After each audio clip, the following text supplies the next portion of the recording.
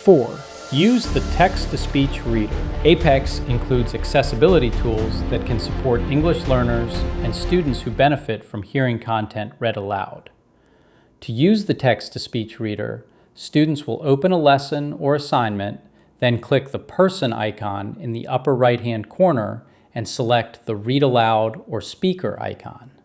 The system will read the text aloud. Similarly, Apex offers a translation option for those English learners who may need some additional support. The icon is also in the upper right-hand corner. It looks like an X followed by an A. There are many languages available. Pro tip: demonstrate this feature during orientation, especially for ESL students and students with reading challenges. Student success through Apex. Division of Adult and Career Education mission statement: empowering all learners to reach their academic, career, and civic goals.